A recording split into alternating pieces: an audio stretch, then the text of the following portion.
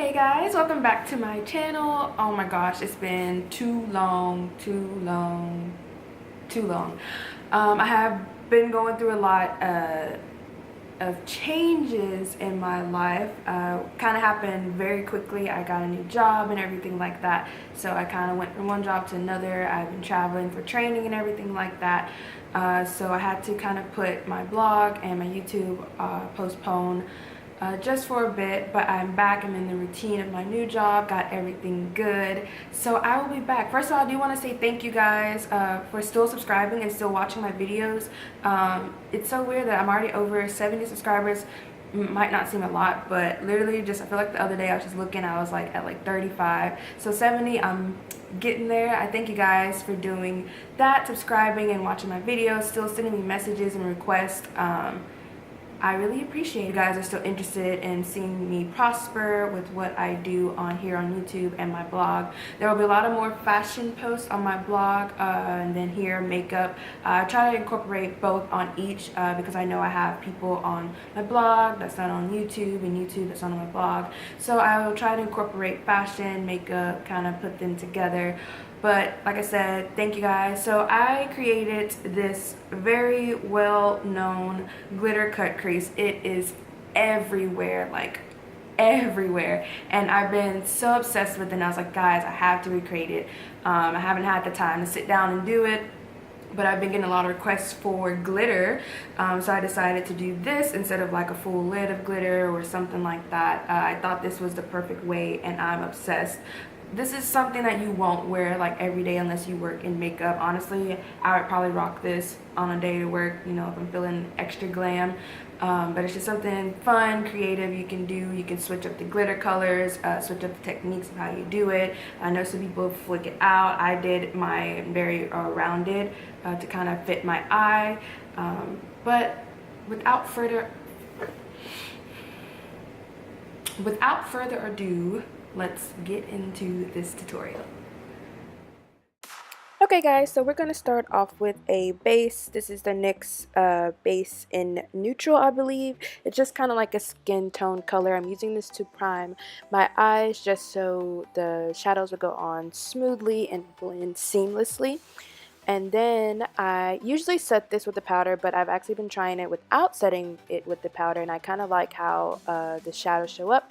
So I'm starting with Morphe Single Shadows in Peanut. It's literally the shade of my skin, and I just use it as a transition shade. As you guys know, I always start off with a light color and then work my way to dark. You should try this technique only because when you use darker colors, it's easier to blend into a lighter color than starting off dark and trying to go light. You get what I'm saying. So then I'm going in with Colourpop Crenshaw. This is from the K-pop collection. It's a matte shadow from them. If you haven't tried Colourpop, their formula is different. Their shadows have like, it's like a mousse type gel shot type thing is what they call them. It's really hard to pick it up with the brush, but I just wanted a nice like brush of color for the color that I was looking for. Then I'm going in with Morphe Single Shadow. Again, this is Mocha. It's more of a brownish purple color, and I'm using this in my crease. This is the main star of the show of my crease.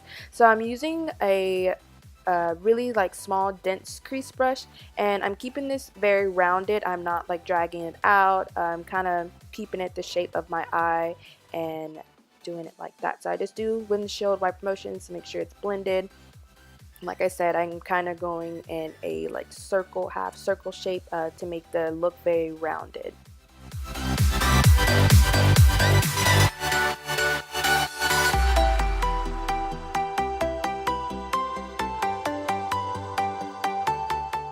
Then I'm going back in with the base, and this is how you can use this to create your cut crease. I'm doing that and making a very sharp line between my lid and the cut crease, and I've done it a little bit higher than my actual crease so you can see it when I open my eyes. If you do it right in your crease, then when you open your eye you're not going to see anything. So when doing a cut crease, always think to do a little bit higher than your crease and just give yourself a little bit more lid space. So I'm using, like I said, this. You can use anything to carve it out. People use concealer. Sometimes people just use the shadow. You don't have to use anything cream based. You can also do it, like I said, with the shadow. It works perfectly fine. But for this, I really wanted that sharp edge that everyone's been getting. And I've been watching videos, and a lot of people have been using some type of cream product.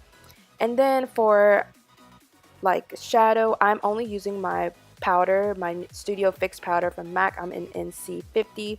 I just packed it on the lid over the shadow base because I didn't really want like a dramatic like glitter lid, only because we're doing a glitter cut crease. Now going back into Mocha from Morphe, I'm using a pencil brush to really just kind of define that cut crease right there before we put the glitter on.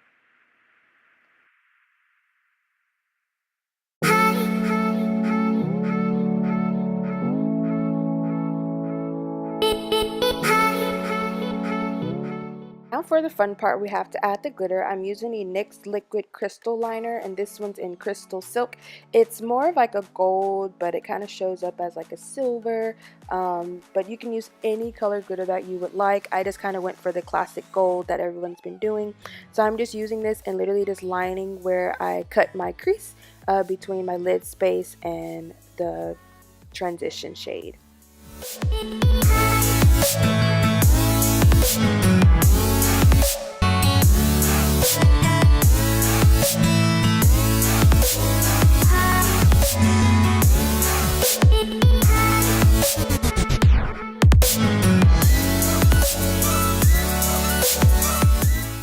So as I'm letting that dry, I'm going to start with foundation. I'm using the FitMe concealer foundation in 330.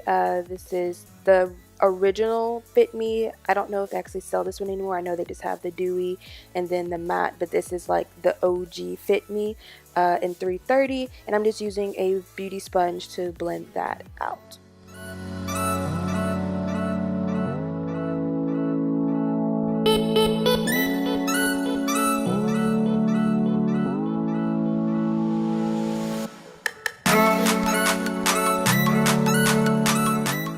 So now I'm going to start with wing liner. This is actually the first time I've ever filmed this on camera. I'm using the NYC liquid liner. It's my favorite. It's literally like $1. And I'm just doing a wing liner to connect where my cut crease ends and kind of where the glitter ends, just to make it a seamless look. You don't have to do wing liner. You can just keep it at a cut crease and add some lashes. But I do like the idea of a cut crease and then a wing liner. It just makes it more glam. So that's what I'm doing here.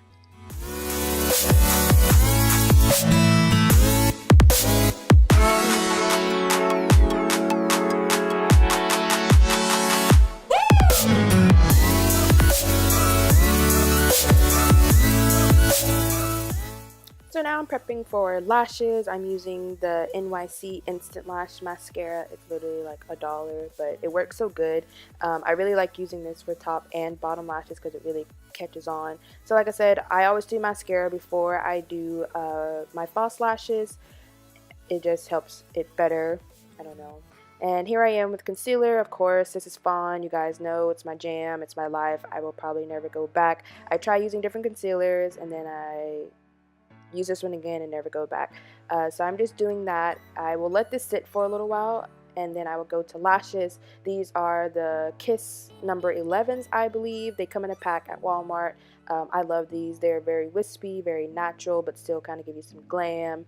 And I use Duo Glue. I've usually used the one in the bottle with the brush. I believe that one's latex free, but I'm out, so I'm using the original squeeze tube one.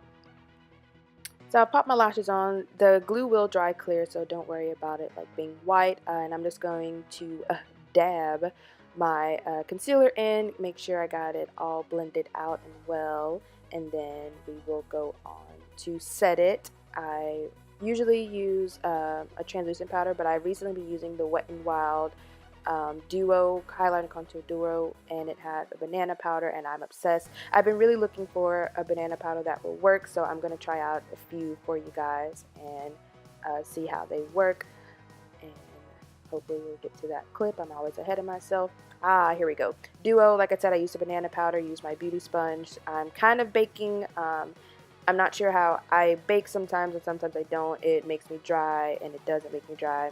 This is Studio Fix powder. You guys know this is my jam as well. It's an NC50. It does give it extra coverage and it kind of just blends everything seamlessly.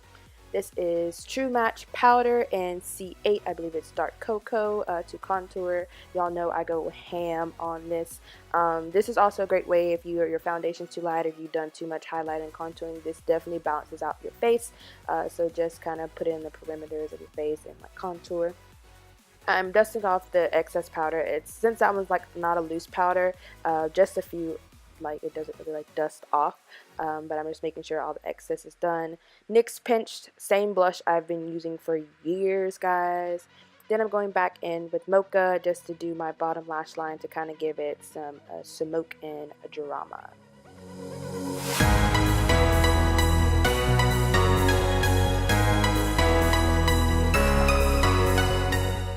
Alright guys, for my other favorite part, I've found a new highlighter. This is by Makeup Revolution. This is the Vivid Bake Highlighter. And this one is in Golden Lights. And it looks pale white in the pan, but it shows off a nice gold reflex. Like, oh my gosh. I have to get the other ones. They were sold out. But they sell this brand at Ulta now. And I'm feeling it. It's my jam. Now I'm going in with NYX liner. I believe this is dark brown. This is my jam as well. You guys know I use this like all the time with like any lip color that I do. Like I'm feeling it. Then I'm going in with MAC Taupe. It's a matte lipstick. I've had this one for a while and I kind of just busted it back out because I like the combo of a dark liner with it. Usually when I put my lipsticks on, I go back in with liner only because I like that gradient effect and I like the look that it gives. So here I am going back in with the dark brown liner to reline my lips. So after you've slayed your face, you have to set it. I'm using the Oil Control Setting Spray by Makeup Revolution. So I want to thank you guys for watching this tutorial. I hope you enjoyed it. I loved filming it. Thank you guys. Subscribe and like this video. I'll see you guys next time.